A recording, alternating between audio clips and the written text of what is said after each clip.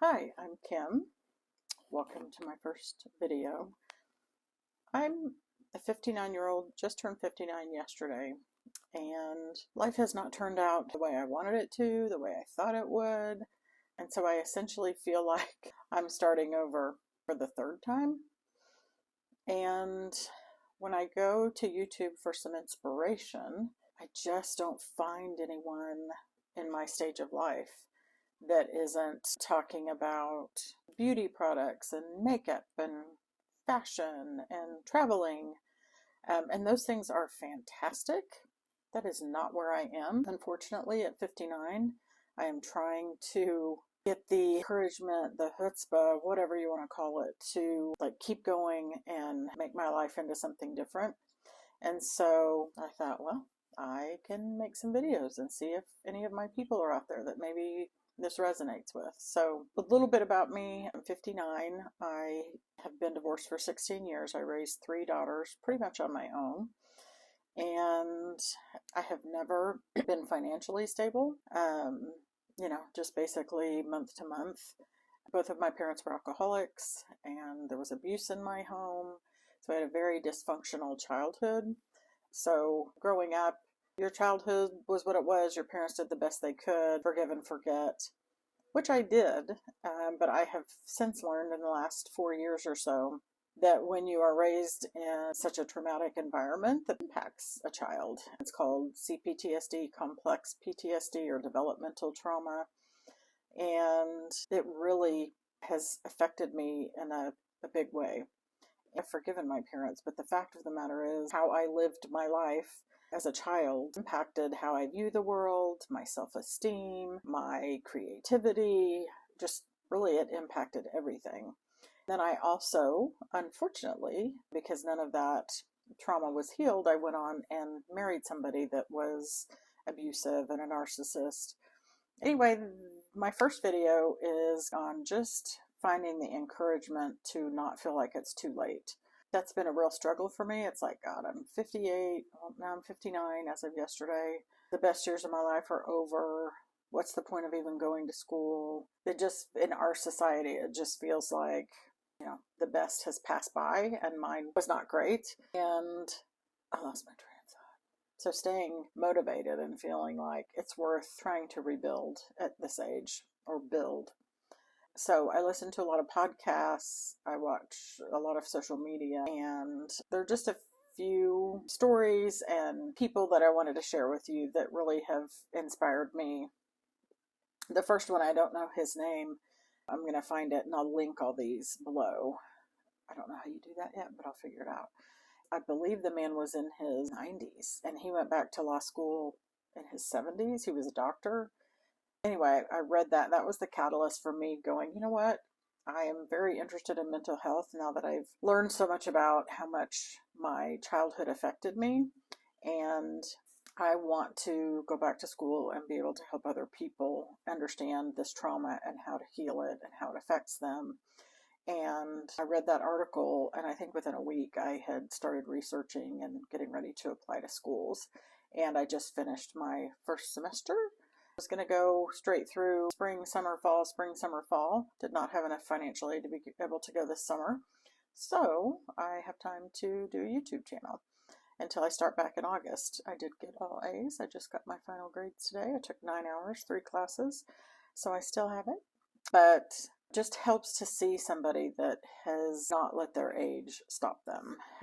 The other person, you may have heard of Mel Robbins. She interviewed her mother-in-law in a podcast maybe 6 months or so ago. Again, I'll link it down below.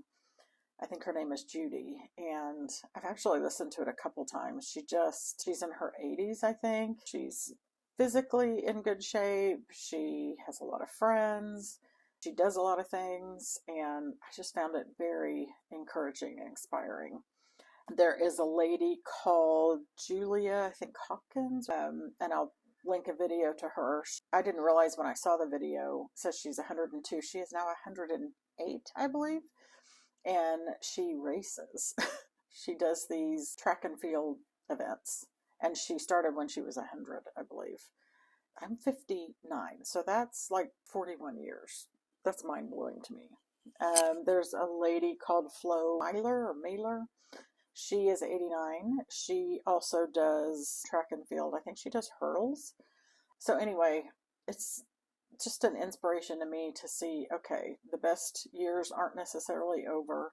It's worth putting the effort into building a life at this age to, have another great 20, 30, 40 years. I think the other thing for anybody maybe that is in my situation that it is important for me to focus on, and I forget sometimes and I get down and discouraged, is that it's a quote, and I need to look up who said it. You've grown into someone who would have protected you as a child, and that is the most powerful move you made. I definitely put being a mother and breaking the cycles of abuse and alcoholism and dysfunction. My family has dysfunction, don't get me wrong. But our society measures things by, do you own a house? Do you have a nice car? Do you have a savings account? Do you get to travel? Do you have cool handbags, etc.? And a friend of mine who's also a single mom reminded me that all the things that we have invested in, that I have invested in, that I have spent time on, like raising great kids, it's not really valued in our society. It's what have you produced that has tangible, you can drive it, live in it, wear it. I really struggle with just, feeling like a failure, because if you look at my bank account, how old is my car? 2013, so 11-year-old car that's dinged up. I live in an apartment. Just all the things that would represent success, I don't have those, but I, have a clear conscience. I have good relationships with my kids. I have grown more isolated over the years. I also am understanding now that that is kind of a mechanism of being a childhood trauma survivor. It just feels safer.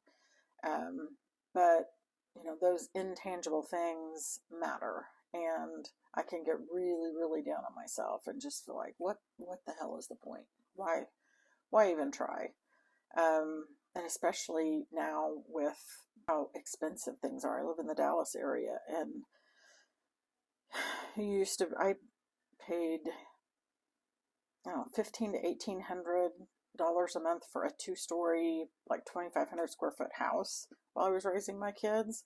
Now I pay $2,200 a month for a little 2-bedroom apartment. So it's a struggle every month. So anyway, I'm out here. If there's anybody else that kind of struggles with these things, leave a comment below. Let me know what your struggles are, what your thoughts are. I have a few ideas for videos to make, but I just know with as many people 50 and above that are out there, that there have to be other people that life at 60 or 65 or 70 does not look like what they thought it would, and it doesn't look like what we think of when we think of somebody that's nearing retirement age or at retirement age. So, also, can't see him, but I have 2 Schnauzers, so you'll get some Schnauzer content sometimes too.